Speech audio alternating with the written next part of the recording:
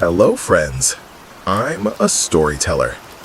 I know you're here to escape the chaos of the world and drift into a peaceful night. But tonight's stories, they're not just here to calm your mind. They're here to pull you into a deeper, darker place. Relax, find your coziest spot, and close your eyes. Let the sound of the rain wash away the weight of your day. Please subscribe and comment below. Where are you watching from? Your country? And what time are you watching this video? Why? Because these stories are woven just for you. Now, let's start. Story number 1. The light that never goes out. They told me I was glowing, but no one warned me what that meant. Adam didn't sleep. The glow under his skin brightened nightly, like a dim lantern hidden beneath flesh. Each night it grew stronger, humming low beneath his ribs, impossible to ignore. He tried blankets, duct tape, painkillers. None of it worked. At the Cedar Grove Diner, fluorescent lights buzzed overhead like insects caught in static. His fingers trembled as he reached for the coffee pot, knuckles pale and slick with sweat. Adam spilled coffee, hands shaking. Dark liquid spread across the counter like oil. All stared at his flickering eyes, faint pulses of white-blue light leaking through his irises. "You okay, kid?" He nodded quickly, wiping the spill with a trembling napkin, but his lips glowed faintly when they parted. A whisper echoed in his mind, impossible to place. "You shine in shadow." That night, Adam locked every door. He unplugged every lamp, taped over every bulb. He sat in darkness, heart thudding, waiting for it to fade. But the glow was there, in his skin, his breath, his bones. In the bathroom mirror, his reflection shimmered faintly. Light spilled from his mouth in quiet pulses, like Morse code bleeding from his soul. It needs to be seen. He screamed and punched the mirror. It cracked, web-like lines spreading like frost. His knuckles bled faintly, the blood tinged with light. But the reflection didn't mimic him. It remained still, smiling, with 3 glowing eyes arranged like a triangle. Upstairs, the hallway bulb pulsed. It was unplugged. He'd removed it hours ago. Yet now it glowed softly, rhythmically. A shadow pressed from inside the glass, distorted by heat. No. The bulb cracked, hairline at first, then fully splitting. Shadow leaked out, coiling like smoke, dripping to the floor. The eye watches where light cannot. Adam backed away slowly, barefoot, heart thudding like drums in an empty cathedral. The shadow snaked after him, moving against the grain of physics. Adam fled barefoot into the night. Mist clung to the air like breath against glass. Rain hammered the pavement in endless rhythm. Streetlights flickered as he passed, some popping, some glowing brighter when he neared. The Cedar Grove streets shimmered, slick and silent. No cars, no people, only him. At the base of a burnt lamppost, something waited. A note, folded neatly, almost dry despite the rain. He bent, hand shaking, and touched it. The paper hummed with faint warmth. "Please, take it back." His chest burned. He turned. A gaunt figure stood nearby. No face, only a smooth head with a bulb where a face should be. The socket in its face glowed faintly, like an old pilot light. Its body was wrapped in wiry cables. It stepped closer. Adam staggered back. The closer it came, the brighter his body shone. His veins lit up, like circuitry under skin. The world blinked. One moment, street and rain. The next, his apartment. The walls vibrated with a low-frequency hum. The sockets buzzed with liquid light. Lamps turned on without bulbs. His reflection shimmered in the glass of the microwave. The toaster glowed. The faucet dripped thick, viscous light. The air was heavy with ozone and something metallic. His phone buzzed. One notification. No name, no sender. They see through what you shine. Adam's breath fogged, though the apartment was warm. He walked toward the living room, feet crunching on something. Light crystals, broken fragments of exploded bulbs. The TV turned on. No remote, no signal. Black and white footage played, grainy, flickering. A crib, wooden, shaking violently. A long-armed figure hovered above it. The baby inside didn't cry. It glowed. Then, static. Loud and sharp. New footage replaced it. His own apartment ceiling, filmed from above. A single bulb blinked in the frame. But it wasn't a bulb. It was an eye. Wet. Human. It blinked once, twice, then rapidly. Dots and dashes. Morse code. You are the beacon. Adam stumbled back. The couch caught him. He sat, frozen. The rain outside blurred the windows. Thunder rumbled, distant. His phone vibrated, screen white. Then it died. Black screen. Total silence. The hum in the walls stopped. Power in the building vanished. And yet, his chest still glowed, a dim furnace under flesh. He touched it. It was warm, alive, pulsing. Shine for us! The lights exploded. One by one, bulbs burst with sharp cracks, showering sparks across the apartment. Glass rained from the ceiling. The hallway creaked. Footsteps, slow, deliberate. The doorknob turned, stopped, then again. Adam turned toward the hallway mirror. One by one, each mirror in his apartment lit up, but not with his reflection. Figures waited in each, some with no faces, some with too many. Their eyes glowed. Their mouths opened in silence. In the center mirror stood the bulb-headed man. His hand touched the glass. Light bled from the mirror, dripping to the floor. Adam couldn't breathe. The air was full of heat and static. His heartbeat raced with the flickering in his veins. A low sound began. A chant. No words, just pressure and vibration. Shine, shine, shine. The walls expanded. The room stretched. Time bent. Light spilled from his eyes like tears. He screamed, and the light screamed with him. Adam's skin no longer glowed. It burned. The light within him wasn't content with pulses anymore.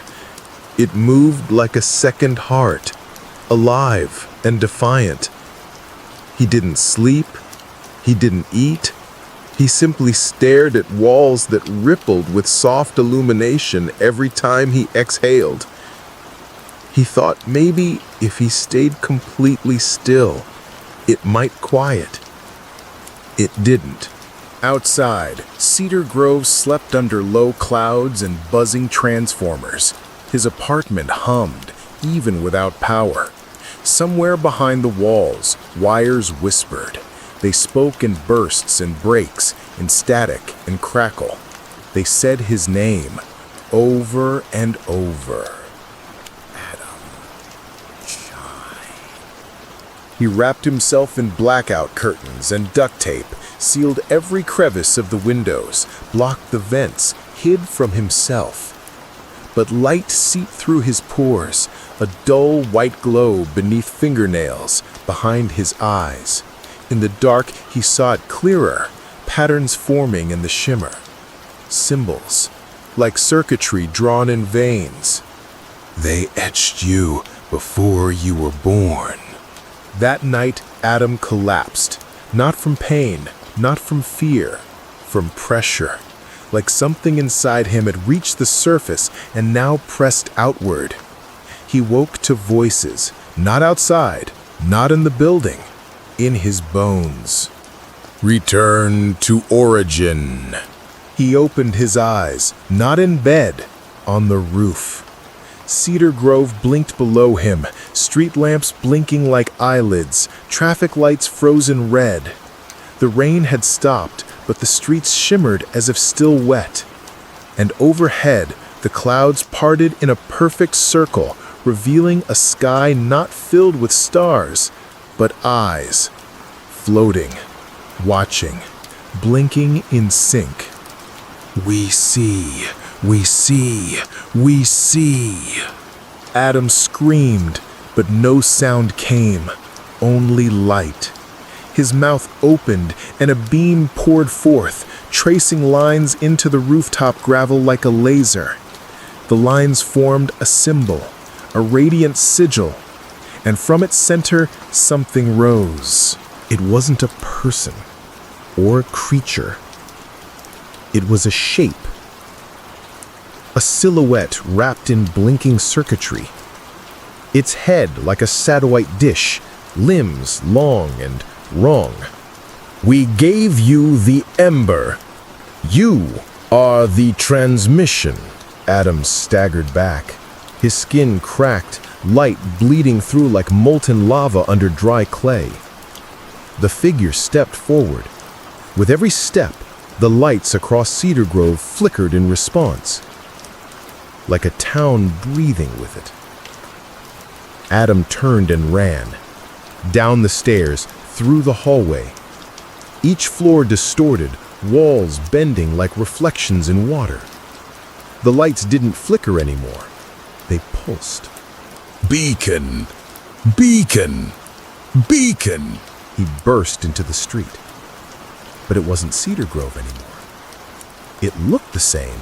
Same layout, same houses, same diner, but everything shimmered, wrong, like a copy of a copy. The diner sign read backwards. Trees hung from the sky. The sun blinked in and out like a faulty bulb. At the corner, a phone booth rang. It shouldn't exist. No phone booths had been here in years. But it rang, and the sound hurt, like needles in his ears. He picked it up. Couldn't help it. You are bleeding signal. Find the null tower before it finds you. The booth imploded. Shards of glass rained upward. He ran again. Lights burst in his wake, street lamps, car alarms, televisions flickering on through windows. Each screen showed him, glowing, changing. The null tower. He remembered the phrase like a brand behind his teeth. He saw it now. Where the park used to be, a spire of black stone and wires. No windows, no door, just presence. The ground around it cracked like dry skin. As he approached, his skin dimmed, the glow pulled inward. Pain surged like being vacuumed, but his mind cleared. Silence, finally. Inside, there is no scream. He stepped closer. The null tower shimmered and split. A seam opened in its surface, just wide enough for him. Inside, nothing. Not darkness, absence. He stepped in. The door sealed behind him. And for the first time in weeks, he felt cold. No glow, no hum, just breath, his own, fogging the air. But then he saw them.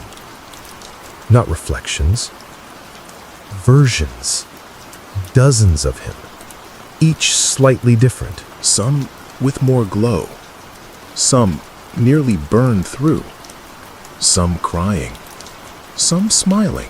From all mouths, choose the self that survives. The room spun. Walls blinked in and out. Gravity shifted. One version stepped forward, its glow pure white. It whispered, "Close, you are the flare in their dock, the lighthouse, the invitation." Adam fell to his knees. Light returned, but not inside. It hovered above his head, a beacon without source. And the tower responded. It began to hum. Deep, layered, endless. Adam screamed, but once again, no sound, only light. The silence after the collapse was heavier than the noise. A quiet so dense it felt like pressure behind Adam's eyes. The room he now stood in, or rather hovered within, had no clear walls, no up or down. It was geometry that rejected logic. Planes unfolded into planes, each pulsing with static light. Shapes rotated and phased in and out of visibility. He reached out his hand, and it stretched, unnaturally long, segmented, stuttering like a glitch in reality. A low hum vibrated inside his teeth. Distorted radio, a line or fracture, choose your static. The voice came from nowhere, or everywhere. A frequency lodged not in air, but in mind. Adam tried to move forward, but there was no floor. He thought of motion, and the space shifted. He thought of falling, and the world inverted. His thoughts had become commands. A corridor opened just by him willing there to be one. The walls, if they could be called that, flickered with scenes. His mother at the piano, hands trembling. His first kiss, but the face kept changing. The street where he grew up, upside down, looped in endless dusk. Every step forward was a violation of time. He passed a mirror. No, not a mirror. It showed him, but wrong. His hair white, eyes like burnt holes. A voice emerged from it, begging, echoing, "Don't leave me behind. You made me. Let me remember for you." He looked away. The corridor folded. Another step. Another glitch. Now, a table. He was at it. Across from him sat himself, 20 years older. No light in his eyes. Skin of glass. Older Adam. End it. A presence entered. Not walked. Not emerged. A mass of color that couldn't be named. It pulsed in irregular rhythms. Every beat sent a ripple through the space, through Adam's mind. A shape like a folded wing. A tone like thunder underwater. It had no mouth, but it screamed inside him. Blood ran from Adam's eyes, not red, bright blue light. The voice was gone now. Only this thing. Adam clutched his ears, but it wasn't sound. The screams were in the architecture of his thoughts. He collapsed, but he didn't fall. He floated downward, into himself. And there it was, a version of him, young, smiling, holding a sketchbook, eyes full of dreams. Kill it. Adam couldn't move. Please, I remember the good things. He wept and crushed it. Silence again. He stood, though he had no legs. He saw, though he had no eyes. A tone emerged, not from the tower, from him. It was subtle, pure, one frequency. He focused on it, and the world bent with him. The folded space split, revealed a slit, black and thin and tall. He stepped through. Everything was still, like being in a cocoon of soundless pressure. In front of him, a void. No floor, no stars, just a center point of total black, rotating softly. You found silence. Now, become signal. Adam took a breath, though he didn't need air. His chest glowed. His body turned translucent. His outline vibrated. He didn't scream. He didn't fall. He transmitted. The signal traveled outward, not in waves, but in pulses of identity. With each pulse, something lost was re-encoded. Memories, regrets, echoes of his mother's voice. They joined the spectrum. He wasn't alone. Countless pulses joined. Lights, whispers, all of them signals from others who had walked into shadow and come out signal. The eye blinks. The beacon endures. And Adam became the next watcher. In the beginning, there was no sound. Only the echo that preceded all echoes. It was as if the universe had paused to listen. Adam was no longer what he was. Not a body, not a ghost, not man, and not signal. He had become something else entirely. A third form. A shape of wave-borne comprehension. A consciousness with no mouth, yet constantly spoken. In the core of what they once called the tower's heart, he heard names. Thousands. Millions. Some long forgotten. Some not yet born. All of them called through him. You are the relay. You are the memory that refuses decay. What was thought to be a tower was merely a projected structure, a dimensional metaphor, something that cannot be perceived in one frame. Layers upon layers, folded into a single extended moment. Adam floated amid living symbols, shapes that spoke languages beyond grammar, languages that were felt, not read. Everyone who entered the tower sought a voice. But you, Adam, you were an echo looking for itself. Then it showed him something. A photograph, a warped selfie. Adam and Gina, years ago. Smiling, distorted by light. The photo pulsed. I'm still here, Adam. You didn't lose me. You just forgot which frequency I exist in. Adam floated amid living symbols, shapes that spoke languages beyond grammar, languages that were felt, not read. For a fleeting moment, Adam re-inhabited his body, or something like it. The world wavered around him, like a reflection on liquid glass, shifting, waiting. He chose to see Gina, her presence warm and undistorted, her voice like wind in high branches. Is that really you? It's the part of me that remembers us. The part you saved." He reached for her hand. It didn't resist. It connected. He felt whole. "Now listen, Adam. There's not much time. You must transmit the final pulse." He hesitated. "You're not ending something. You're beginning remembrance.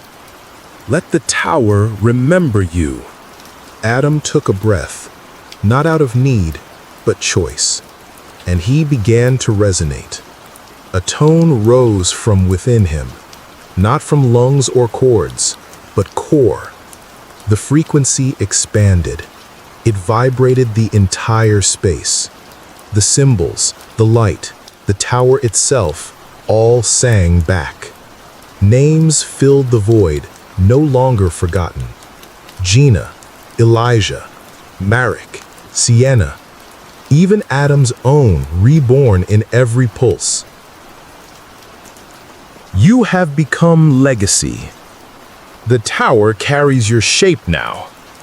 And with that final resonance, the tower didn't collapse. It unfolded. Its angles bent back into silence. Its mass streamed across space. A beacon now, carrying Adam's pulse across the stars. A light no longer trapped. A voice no longer echoing. A signal, finally, heard. In the aftermath, there was not silence, but symphony. Each note was a memory remembered, not mourned. Cities flickered with new light. The atmosphere shimmered with hidden code. We're everywhere now, Adam. Where there's frequency, there's us. He could feel her in solar winds, hear her in the white noise between channels. The dead weren't gone. They were wavelengths, tuned in, waiting. You carried us out. You broadcasted us. And finally, Adam knew peace. Not the stillness of ending, but the vibrancy of being understood, completely, eternally. Welcome back, Beacon. Story 2. The Last Message from the Other Side. The rain fell steadily over Cedar Grove, a small town wrapped in the cold grip of an early autumn storm. Drops hammered the old porch like a relentless drumbeat. The sky was dark, almost black, as clouds swallowed the last hints of daylight. Maria stood by the cracked window of her late mother's house, watching the wet streets glisten under the faint glow of the street lamp. The house smelled of aged wood and forgotten memories. Rain sound filled the silence, mixing with the distant rumble of thunder. Maria's fingers trembled slightly as she clutched the edge of the windowsill, feeling the chill of the night creeping through the thin glass. It had been 3 days since her mother's funeral, but the house still felt unbearably empty. Maria's footsteps echoed softly as she moved away from the window, her eyes scanning the familiar rooms. Each shadow seemed deeper tonight, stretched longer by the flickering candlelight. In the corner of the living room, an old radio crackled softly, playing faint static with occasional bursts of rain and thunder. An eerie ASMR narration that seemed to whisper secrets just out of reach. Maria approached it cautiously, adjusting the dial until the noise faded into silence. The attic door creaked open under her hand, revealing the narrow staircase that led to the upper room. A cold draft rose from the darkness above, carrying with it the faint scent of old paper and dust. She hesitated, then climbed slowly, each step creaking beneath her weight. At the top, the attic was cloaked in shadows, lit only by the pale moonlight filtering through a small window. The space was cluttered with forgotten belongings, boxes, old clothes, and, in the far corner, a weathered trunk that had belonged to her mother. Maria knelt beside the trunk, her breath visible in the cold air. She lifted the heavy lid and sifted through the contents until her fingers brushed against a leather-bound notebook, its surface cracked and worn. The notebook was her mother's journal, filled with pages of handwritten notes, sketches, and fragments of thoughts. Maria opened it carefully, the paper crackling softly. Most of the entries were dated months and years ago, but one section caught her eye. A final message, hastily written and abruptly stopped halfway through. "Don't read everything. It's dangerous." The voice seemed to echo from somewhere deep within the attic, as if her mother's spirit still lingered among these dusty relics. Maria's heart pounded as she studied the fragmented text, which spoke in cryptic warnings about a presence watching from the other side. The words described a boundary, fragile and broken, a veil between the living world and the realm of the dead. Her mother wrote about shadows that moved with no shape, rain that drowned out all other sounds, and voices whispering just beyond hearing. Outside, the rain sound grew louder, pattering relentlessly against the old shingles. Maria's eyes darted to the window, where darkness pressed against the glass like a thick black screen. The night seemed alive with unseen eyes, waiting patiently. They watch from the dark. Memories stirred within Maria.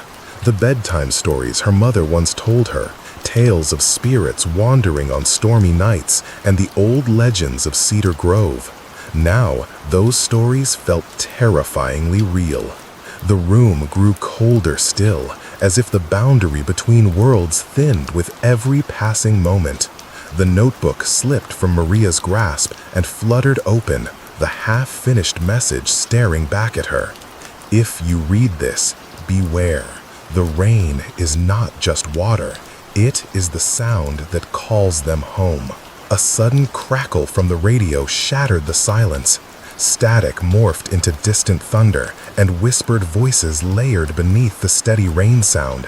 An unnatural ASMR narration that sent chills down Maria's spine. She rose quickly and moved away from the attic window, but the sensation of being watched did not fade. The shadows in the corners deepened, and the faintest movement caught her eye. A shape slipping just beyond the edge of vision. "You must leave before it's too late." Maria swallowed hard. Fear prickled her skin as the storm outside intensified, rain lashing the windows in heavy sheets. The power flickered and then went out, plunging the house into darkness. The black screen of the night closed in around her. Her breathing was shallow, ears straining to catch the slightest sound beyond the pounding rain. The last message from her mother felt like a lifeline and a warning. The clock downstairs chimed midnight, its echo swallowed by the storm. Suddenly, her phone buzzed in her pocket, the screen lighting up with a message from an unknown number. No words, only a chilling vibration that mirrored the warnings in the notebook. "They never stop watching." Maria's hands trembled as she realized the horror was just beginning. The rain outside continued without pause, a relentless drumbeat masking the crossing of worlds, and the house breathed with secrets yet to be uncovered. With the notebook clasped tightly, she stepped back into the dark hallway, knowing she had to uncover the rest of the message before the watchers from the other side came for her, too. The night air pressed heavy against the windows as Maria descended the attic stairs. Every step creaked louder than the last, swallowed by the relentless rain sounds surrounding the house. The flickering candle in her hand cast shaky shadows across the wallpaper, faded flowers that seemed to twist and wilt under the light. The living room had changed, not visibly, but subtly, deeply. The corners looked darker. The space between things felt stretched. Maria felt it in her chest, a presence watching but not yet seen. The radio was silent now, but a faint ticking echoed through the walls. She walked slowly toward the kitchen, her hand brushing the edge of the old dining table. Rain slapped the windows with a harsh rhythm. As she passed the hallway mirror, her reflection lagged half a second behind. Someone's already here. Maria spun around, but the hallway was empty. Only the ticking continued, rhythmic, unnaturally precise. She followed it to the basement door. It was slightly ajar. A draft seeped through the gap, smelling of rust and soil. Her candle flickered violently. A whisper rose from the bottom of the stairs, too faint to make out. With trembling fingers, she pulled the door open wider and peered into the darkness. "Don't go down there! It's feeding on fear!" But she had to. Something was drawing her. Clutching the notebook to her chest, she descended into the basement. Each step colder than the last. The space was cluttered, filled with dusty boxes and broken furniture. In the far corner, beneath an old sheet, was her mother's writing desk. The rain sound was louder down here, as if the storm had entered the house itself. Maria lifted the sheet and uncovered the desk. The wood was scratched and warped with time. A single drawer was locked, but a brass key sat in a shallow ceramic bowl beside it, as if waiting. She inserted the key. The lock clicked open with a reluctant snap. Inside was a small cassette tape, labeled only with her name. Next to it, another journal page, one not attached to the notebook upstairs. "Don't listen alone. They speak through it." Maria's hand hovered over the tape. The basement light blinked once, twice, and then died, leaving only the candle's dim glow. She took the tape and fled upstairs, not daring to look back into the darkness. In the kitchen, she found her mother's old cassette player and set the tape inside. The gears clicked. A soft hiss filled the room. Then silence. Rain tapped against the windows in a steady ASMR rhythm. Then came a voice, her mother's, distorted, tired, whispering through static. Maria, if you're hearing this, I failed to stop them. Maria's breath caught. Her mother sounded terrified. The voice wavered, skipping in parts, as if something interfered with the recording. They live in the quiet between moments, in the dark screen of memory. A harsh crackle broke the sentence. Then, beneath the static, came something else. A whisper, layered deep in the tape, too low to understand. That's not her voice anymore. Maria stopped the tape. Her hand trembled as she placed it on the table. The rain had become erratic, slapping the windows in bursts. Lightning flickered outside, illuminating the hallway beyond. She noticed something strange. The mirror in the hallway now reflected light that shouldn't be there. A glow pulsed behind her reflection, deep red and faintly moving. She approached the mirror slowly. Her reflection mirrored her movements, but the red glow behind it intensified. Then it blinked, like an eye opening. The mirror cracked, just slightly. A thin fracture spread down the center, splitting her reflection in two. Maria stumbled back, her pulse racing. She grabbed the notebook again, flipping to the loose page found in the drawer. The handwriting was even more frantic than before. The message was short. They come through familiar things, voices, reflections, places you love. Do not trust what looks like home. A chill crept up her spine. She turned away from the mirror and ran to the living room. The candle guttered in her hand, nearly snuffing out. She sat by the fireplace, clutching the notebook, the page, and the tape. Outside, the storm raged, lightning illuminating shapes moving past the windows, too fast to be real. They know you found the message. Maria buried her face in her hands. Her mother had tried to warn her. The watchers from the other side were not just stories. They were real. They lived in the dark corners of rain-soaked nights and spoke in the stillness between thunderclaps. Suddenly, the power returned. Every light in the house blazed at once. The radio switched on with a loud hiss, filling the room with overlapping whispers. Her mother's voice came through again, clearer this time, but with something else layered beneath it, something not human. She slammed the radio off, her hands shaking. But the whispers didn't stop. They came now from the walls themselves, from the cracks in the floor, from the black screen of the television that suddenly flickered on without input. On the screen was static, but behind the static, for just a moment, Maria saw her mother's face, hollow, watching, then gone. The notebook's last page fell to the ground. A message burned into it in smeared red ink. The rain opens the gate. Midnight seals it. Don't be here when it closes. Maria ran to the front door. The storm outside howled with fury. But she had to go. She had to find where the rest of the message led, before midnight came again. Mariah drove for miles, the rain pounding like nails against the windshield. Her hands gripped the wheel, knuckles pale. The road stretched endlessly through black woods, the headlights barely cutting through the curtain of water. The sound of rain was constant, like whispering voices just outside perception. The tape played in her mind again and again. Her mother's distorted warnings, the voices beneath. She hadn't stopped shaking since she left the house, but she didn't know where she was going, only that she couldn't stay.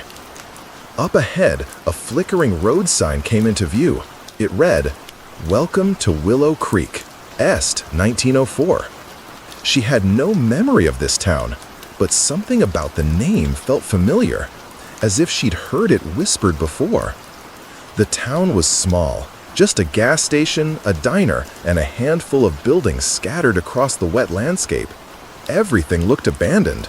No lights in the windows, no cars, just the relentless rain sound and the occasional gust of wind pushing leaves in frantic circles. She pulled into the gas station lot, parked beneath the rusted canopy, and killed the engine. The silence that followed was suffocating. She could still hear something moving in the rain. Inside, the station was dimly lit by a single fluorescent bulb, humming with fatigue. Shelves of dust-covered snacks lined the walls. The clerk's booth was empty. You not alone in here? Mariah moved cautiously past the counter. A narrow door in the back was slightly open. She pushed it wider and stepped into what appeared to be a storeroom. In the center was a table. On it sat a lantern, a stack of newspapers, and another cassette tape. This one bore no label, just a red mark shaped like an eye. She picked it up. Her fingers tingled on contact. The lantern flared to life by itself, casting long shadows across the room. The air turned colder. A scent of burnt wires and mildew filled her nose. She turned to leave, but the door shut behind her with a soft click. It knows you found another piece. Mariah didn't scream. She didn't move. She just breathed, slowly, carefully. The lantern pulsed gently, and with each pulse, the walls seemed to shift, just slightly. She placed the tape in her coat pocket and reopened the door. The gas station was darker now. The bulb had gone out. A faint glow came from the street beyond. She stepped outside. The rain had stopped, but the ground remained soaked. The air was too still, like the town was holding its breath. Across the street, the diner lights flickered. A neon sign buzzed faintly. Lynn's Diner, open 24/7. Mariah crossed the road, her boots splashing through puddles. As she reached the door, she noticed something odd. The rain sound hadn't stopped. It was still in her ears, like it was coming from inside her. The sounds inside now. The diner was empty. A half-eaten meal sat at one of the booths. The coffee steamed gently, as if abandoned seconds ago. On the jukebox, a single song played on loop, an instrumental lullaby slowed to a crawl. On the wall near the register, a photo collage caught her eye. Dozens of black and white images, all of the same woman, her mother, in different clothes, different years, always the same look of unease. Mariah stepped closer. Each photo was dated, one from 1983, another from 1972, one from 2006, decades apart, but her mother hadn't aged, not in the photos. A deep hum vibrated through the diner floor. The lights blinked out for a moment, just long enough for something to change. When they returned, the collage had been rearranged. Now, the center photo showed Mariah, her face today. She stumbled back. The jukebox skipped violently, then cut to static. A deep, garbled voice spoke through the speakers, not a language she knew. The rain sound returned, louder this time, crashing through the windows though no rain fell. She ran, out of the diner, back into the night. But the town had changed. The buildings twisted slightly. The gas station was gone. In its place stood a black barn with no doors. Maria moved blindly, clutching the tape and notebook. Her mother had left breadcrumbs, but the path was spiraling now, folding in on itself. They've trapped the town in the in-between. Ahead, a red light blinked. A payphone stood on the corner beneath a flickering street lamp. It began to ring. She approached slowly. The rain sound now came in waves, layered with distant whispers. The air smelled like scorched leaves. The phone continued to ring.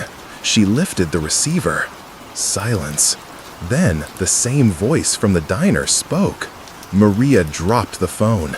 It clattered against the booth. The streetlight above her exploded, sending sparks to the sidewalk. She turned and ran through an alleyway. At the end, she found a familiar structure, an old wooden porch with a rocking chair swaying gently. It was her grandmother's house, rebuilt perfectly in this twisted town. She stepped onto the porch. The door creaked open before she touched it. Inside, everything was just as she remembered.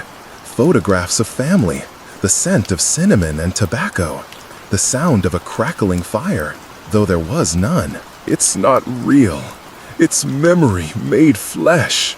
On the coffee table sat a final letter, sealed in red wax with the same I symbol.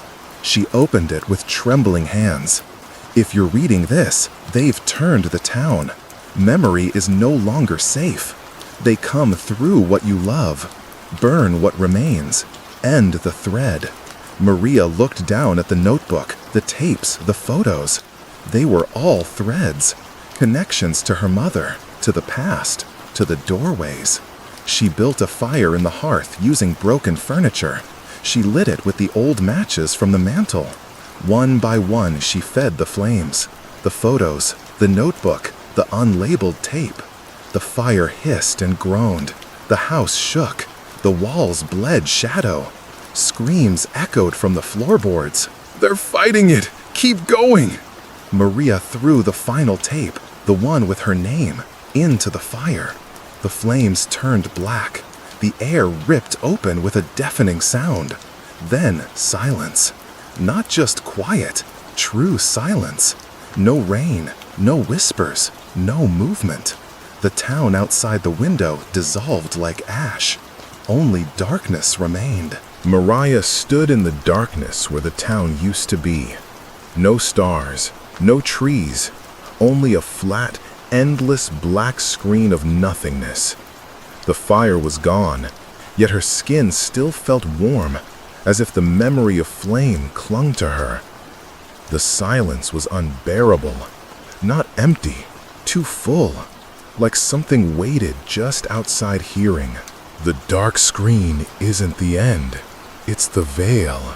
A single point of light blinked into existence ahead. Pale, distant, it flickered like an old projector. Mariah walked toward it, boots silent on the void. As she drew closer, the light formed a doorway, wooden, weathered, standing alone in nothing. A porch light swung above it, though there was no wind. Tacked to the door was a handwritten note in faded ink. Only the dead may enter. Only the remembered may return. She wrote that. Your mother? Mariah reached for the handle. Her fingers hesitated. If she opened it, she might cross into the other side, where her mother had gone. But could she return?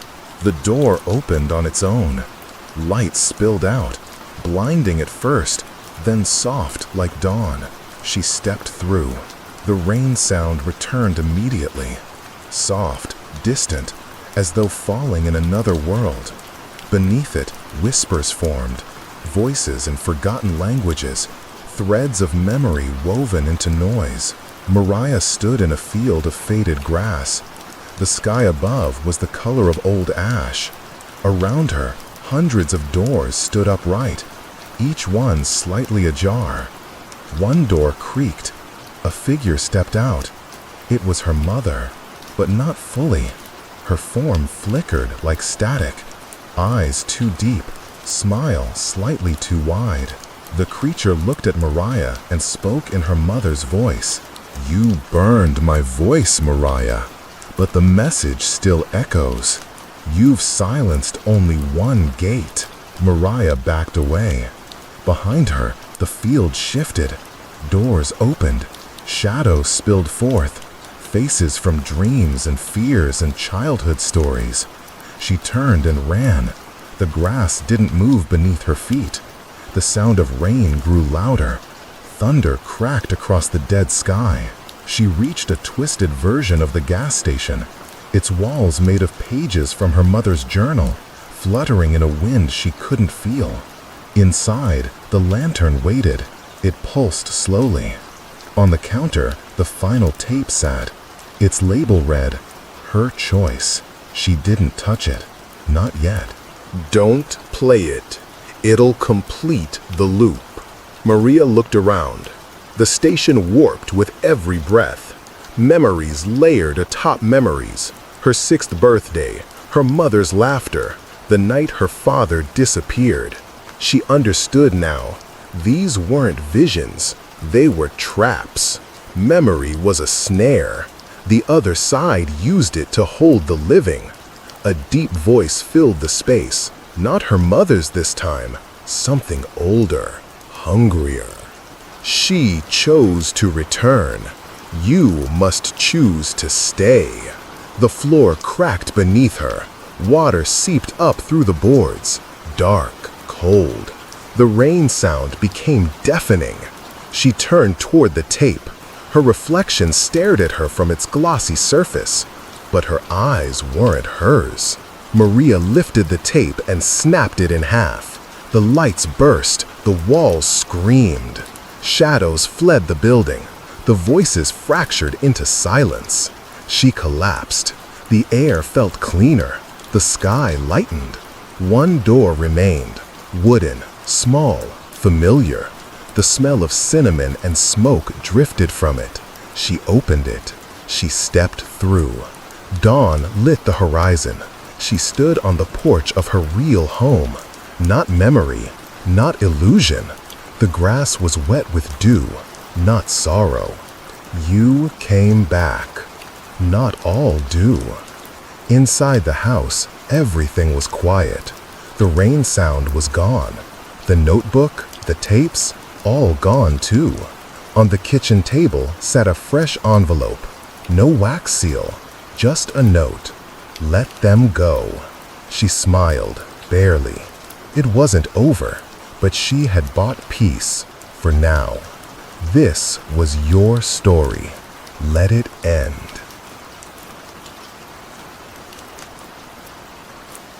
Story 3. The Secret of the Forgotten Cemetery. The village of West Hollow never appeared on modern maps, a faded speck between forgotten roads and rusted signage. At the edge of it stood an old cemetery, its gates sealed by time and ivy. Locals never spoke of it directly. They'd simply point away when asked. Some said it hadn't been used in over 100 years. Others swore they saw fresh flowers there, but no one claimed to leave them. Sandra drove in under the cover of dusk. The road to the village was cracked, littered with branches. Rain had just fallen. The scent of wet pine clung to the air. Why would anyone build a cemetery so far from town? Her rental car hissed as it stopped before the old gas station. A sagging sign read, "Bucks Fuel and Fireworks." It was the only building with lights. She stepped out, boots sinking into mud. The rain sound was steady, gentle, almost rhythmic, like a breath in the woods. The store's bell jingled. A man behind the counter looked up. Gray beard, blank stare. Looking for something? Sandra hesitated, then pointed east. The cemetery, the one in the woods. Ain't nothing that way but moss and bad stories. She didn't respond, just waited. The man reached under the counter, not for a weapon, for a faded map. He unrolled it slowly. "You'll find a broken path here," he said, voice low. "Don't follow it too far after sundown. If the lanterns start lighting themselves, turn back." Sandra nodded, left without another word. The trail to the cemetery was barely a trail at all. Trees pressed close, roots clawed from the earth like broken fingers. The rain sound followed her, an invisible companion. By the time she reached the iron gate, night had fully fallen. No moon, just the dark screen of clouds above. The gate was ajar, just a sliver, wide enough for someone to slip through. Someone's been here recently. Her flashlight flickered. The beam caught rows of headstones, crooked and worn. Names eroded, dates unreadable. She stepped inside. The air changed immediately. Colder, heavier. She could smell stone, old ash, and something faintly metallic. The wind stirred. A single chime rang out, not from any bell she could see. I hate this place already. In the center of the cemetery stood a small mausoleum overgrown with moss.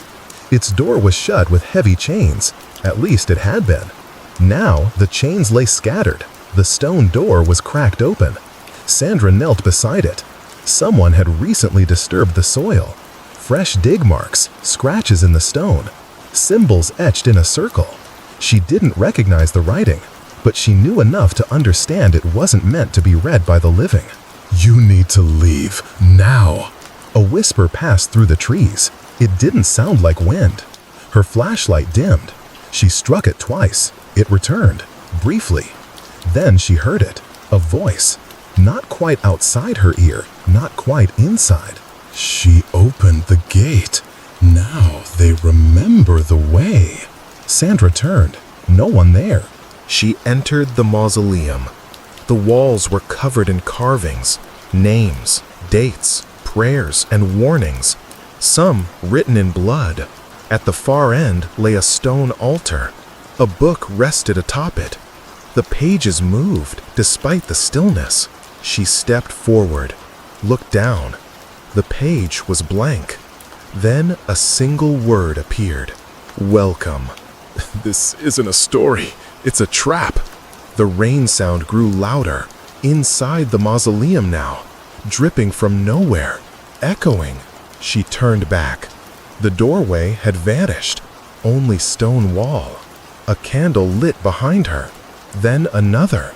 The room filled with golden flickers. Shadows danced along the wall, shapes of people kneeling, weeping, screaming without sound. "They're not ghosts, they're memories trapped in stone." A voice echoed through the chamber. Female, familiar. "Sandra, you shouldn't be here." She froze. That voice, it was her grandmother's, but her grandmother had died 15 years ago. The book turned another page. This one bore a symbol, a circle intersected by 7 lines. Her fingers burned when she touched it. Not pain, heat, recognition. "Close the book, now!" But Sandra didn't. She pressed her palm to the page. The mausoleum screamed. The air twisted. Light bent. She was no longer in the chamber. She stood on a hill overlooking the cemetery. But everything was wrong. The trees were gone. The graves were open. And the sky, The sky was filled with faces. Dark screen. No stars. No mercy. A woman stood beside her. Pale. Hair like wet leaves. Eyes like mirrors. Now that you've read the name, they know yours. Sandra fell to her knees. Her breath fogged before her, but the air was still. She screamed. No sound came out. Then, suddenly, she was back in the mausoleum. The door stood open. The candles were gone. Outside, the rain had stopped. The night was still. She stumbled out into the cemetery. Every headstone now bore her name. They claimed her. The gate behind her shut with a sound like stones snapping in half. She looked back. The mausoleum was gone. Only trees, only silence. But in her pocket, the book remained. Closed, silent, waiting. Sandra drove without knowing where she was going. The road twisted through the woods like it was alive, reshaping with every turn. The night outside was unbroken, like a black screen laid over reality. Her hands gripped the steering wheel tighter. The book sat on the passenger seat, shut, silent, but humming faintly. With every mile, the rain sound returned, though no droplets touched her windshield. This isn't the road we came in on. The headlights caught something on the shoulder. A figure, standing still, wearing a wide-brimmed hat. No face, just shadow. She blinked. It was gone. Keep driving, don't slow down. The road led her back to the village, or what remained of it. The diner was boarded up. The gas station lights were out. Windows were covered in black paint.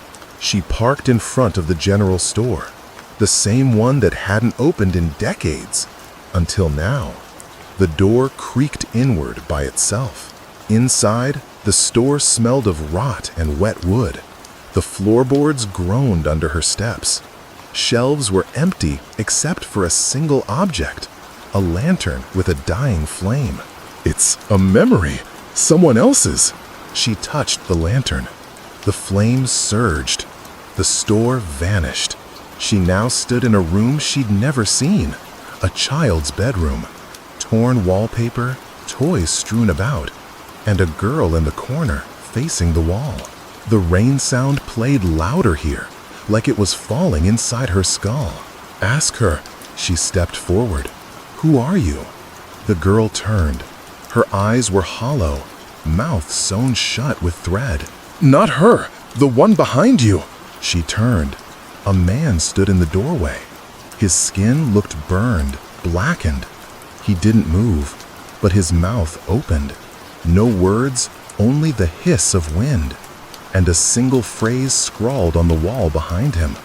What we remember remembers us. The floor buckled beneath her. She dropped, fell through darkness, landed on wet grass. She was back at the cemetery, but this time it was daytime. Children played among the graves. Families picnicked. A preacher gave a sermon. No one noticed her. She realized this wasn't real. It was a memory of the cemetery before it was cursed. They used to celebrate here before the breach. She walked through them. They didn't see her, but one child did. A boy, blonde, maybe 9. He sees you. She approached, staring at her with wide eyes. Ask him his name. What's your name? The boy opened his mouth, spoke without sound. Then everything froze. The sky turned black. The graves opened. The boy screamed silently as hands pulled him down. Sandra tried to grab him. Her hand passed through. That name was a tether. You weren't supposed to hear it. The memory shattered. She awoke in her motel room, but the lights were off. Her phone screen glowed briefly. It was 3:03 a.m. The book was on the bed, open now. Pages turning by themselves. They've marked this place now. Sandra tried to shut it, but her hands wouldn't move. Her arms locked at her sides. A whisper echoed in the room, not from the walls, but from inside her pillow. The veil is thinning. She tried to scream. Her mouth opened. Only rain came out. The motel walls began to drip. Water pooled at her feet. From the puddle, faces formed. Faces of those buried. They remember the living now. Her body collapsed. She saw herself from the ceiling. Then light. Cold, silver light from the window. It passed over her. The puddle receded. She could breathe again. The book was gone. But etched into the motel mirror were 7 words. The dead forgive, but never forget the gate. She needs to go back. At dawn, Sandra drove toward the cemetery again. The roads had changed. Signs she'd seen yesterday were missing. A sign read, County Fair, Cedar Grove, freshly painted. But Cedar Grove had been abandoned for 50 years. She stopped the car, got out. The air was still. No birds, no insects, only the whisper of wet leaves. A single crow cawed from a broken branch. Don't speak to it. She didn't. Instead, she followed the crow as it flew. Through tangled brush, past trees older than roads. It landed on a rusted gate, the cemetery's back entrance. Sandra stepped through. The graves had shifted, moved. New ones had appeared overnight.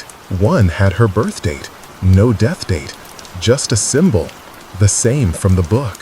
They're not bound by time anymore. She knelt, touched the headstone. It was warm. A door opened behind her, not visible, just there. She turned. A hallway stretched beyond the cemetery, lined with lanterns, each flickering with rain sound and voices. She walked forward. With every step, she forgot something. Her street name, her father's face, the smell of coffee. But she gained something else. Now she hears them. At the end of the hallway stood a mirror. Her reflection smiled first. Then it moved without her. It pointed to her chest, to the place where her heartbeat should have been. She listened. Only rain. Sandra woke up to the sound of soft rain tapping on her bedroom window. Something felt different, as if the cemetery had changed overnight. She got out of bed and looked through the fogged-up glass. The mist covered the village, and the cemetery appeared more mysterious than ever. Driven by an unshakable feeling, she grabbed her coat and stepped outside. The cold air greeted her like a warning. The trees surrounding the cemetery looked different. Their roots twisted unnaturally across the ground, reaching towards something unseen. The roots are speaking, Sandra. Listen. She approached an ancient oak tree in the center of the cemetery. Its roots tangled around a weathered gravestone. When she touched the stone, a strange vibration passed through her fingers. Visions flooded her mind. People she'd never seen before. Long-gone villagers dressed in centuries-old clothing. They buried their fears, secrets, and guilt beneath this very soil. The roots had remembered everything. The truth is buried here, beneath your feet. Sandra knelt and started to clear the earth beside the roots. Her hands moved almost involuntarily. Minutes passed before her fingers hit something solid, an old iron handle. She unearthed a small stone trapdoor hidden beneath the moss. It opened with a creak that echoed like a cry. She hesitated at the stairway descending into darkness, but the feeling, an urgent pull, left her no choice. Each step down felt colder, heavier. The air thickened, filled with the scent of damp earth and forgotten things. At the bottom, a narrow passage led to a small underground chamber. In the center stood a dusty wooden box. Candles on the wall flickered to life as she entered. She approached the box cautiously and opened it. Inside lay an ancient leather-bound book, its cover cracked with age. As she flipped it open, the ink began to glow faintly. Words formed slowly, as if remembering themselves. You found the book, but are you ready to learn the truth? She read aloud. The book told of rituals, dark ones, once performed in the village to keep spirits trapped in limbo. The cemetery was not just a place of rest. It was a seal, a barrier to keep the dead from returning. And now, the seal was breaking. The ritual could only be undone by someone of pure intention who bore no ties to the buried souls. Sandra fit the description perfectly. You must perform the rite, or they will never rest. Sandra gathered the ritual components listed in the book: herbs, symbols, a drop of her blood, and something forgotten. She set the items in a circle and began to chant the ancient words. Shadows danced on the walls. Whispers surged around her, some pleading, others angry. They remember you. They remember pain. Her voice wavered, but she continued. A cold wind spiraled through the chamber. One by one, faces appeared in the shadows, souls trapped for centuries. One was a young girl, weeping. She was left behind. She wants to go home. Sandra extended her hand. The spirit touched it and dissolved into light. The ritual circle glowed brighter with every soul released. The room vibrated with release and finality. As the last chant was spoken, a wave of calm flooded the space. The book closed on its own. Sandra slowly climbed back to the surface. The storm had cleared. Sunlight pierced through the clouds. She looked back at the old oak, its roots no longer twisted, but rested calmly over the graves.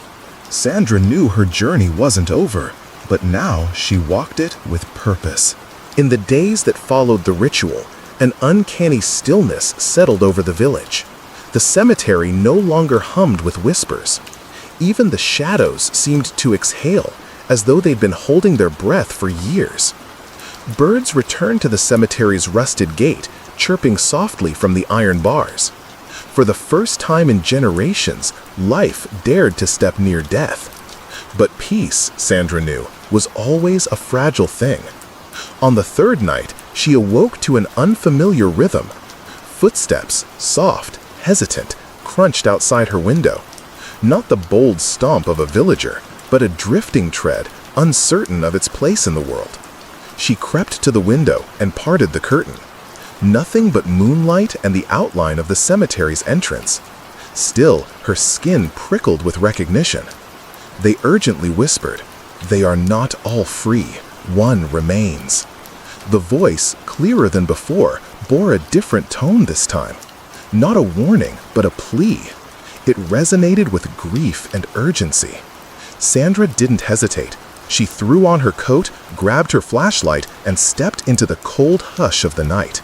The gate to the cemetery creaked open at her touch, like it had been waiting. Near the ancient oak, something had changed. A crack, thin but deep, had appeared in its trunk, just wide enough for her hand. Her instincts, now in tune with the world beyond, guided her. Reaching in, her fingers brushed against chilled metal. She pulled out an iron key, its surface etched with symbols that shimmered faintly in the dark. At that moment, one of the gravestones ahead pulsed with a faint blue glow. The air around it shimmered like heat waves. She approached. The name on the stone had faded with time, but the soil beneath it was recently disturbed. He was never buried, only hidden. Sandra dropped to her knees. The earth was soft, eager to be touched. She dug with bare hands, feeling the damp soil give way. A foot beneath the surface, her hand struck wood. A box, sealed shut, vibrated with latent energy. The key fit its lock with eerie precision. Inside, nestled in black velvet, lay a cracked porcelain mask, its interior stained with what looked like dried blood or ink. As soon as she touched it, the world shifted. Colors vanished, sounds dulled. The cemetery blurred until only fog remained. She stood at the threshold, neither in the world of the living nor the dead. Around her, silent figures formed a circle, transparent, shimmering. They were the spirits still bound, not by anger, but by memory lost. In the center stood a tall figure clad in black robes, a mirror image of the mask she held. His presence was heavy yet peaceful. The deep voice said, "The gate you opened with remembrance must now be sealed the same way." Sandra's voice wavered. "I don't understand. How can I seal it?" By knowing, by speaking what was silenced. One by one, the spirits stepped forward, placing objects before her, tokens of their lives. A broken toy, a burned letter, a cracked locket, a soldier's medal. These are stories lost. Each one is a memory waiting to be named. The masked figure touched her forehead. Light bloomed from the tokens, weaving around her like a cocoon. Visions flooded her mind, scenes of betrayal, hidden love, forbidden sacrifice. Children separated from parents, friends turned against each other, all connected to this village. Pain buried for decades was laid bare before her. They were never angry, only forgotten. Tears ran down her cheeks. Sandra knelt and whispered the names that surfaced in her heart. As she did, the air began to clear. Mist lifted. Color returned to the space. The spirits nodded, their forms softening, fading into hues of gold and lavender, warm as sunlight through stained glass. Only the masked figure remained.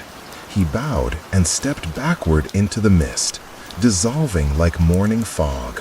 Sandra blinked. She was back beneath the oak tree. The mask lay shattered at her feet. The iron key had crumbled into dust. The grave was sealed once more, and something in the air had shifted permanently. The cemetery was whole. Thank you.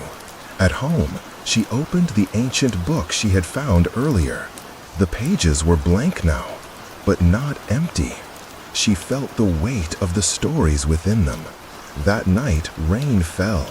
Not cold or mournful, but soft, rhythmic, cleansing. Sandra lit a candle and placed it on her porch. A signal, a message, a silent promise. You are remembered. We are remembered. We are free. In the days that followed, the villagers began to approach the cemetery, not with fear, but curiosity. Children played near the gate. Elders brought flowers. Songs were sung beneath the oak. Laughter returned, echoing gently across once silent graves. Sandra often sat on the bench by the tree, watching the life return. One afternoon, a local historian approached with a faded photograph. "Is this him?" he asked. "The man in the mask." She stared. It was him. Elias Ward, guardian of the veil. Dated 1892. She smiled, her heart full. Yes, he helped us all. That night, she dreamed of the threshold again, but this time, it was bright. The spirits danced under silver stars. No whispers, only joy. The gate is closed, but the bond remains, and it always would. And to this day, no one knows who or what was behind that final knock. Maybe it was just the wind, or maybe something else found its way inside. If stories like this keep your eyes tracing the shadows, you're not alone. Hit the like button before the darkness returns. Subscribe, and we'll keep the stories coming. Real horrors that wait until you're half asleep, and then whisper your name. This is American Pulse and Paranormal. Sleep well, if it lets you. Tell us in the comments, do you like the new storytelling voice? Should we keep it or return to the classic style? Which do you prefer?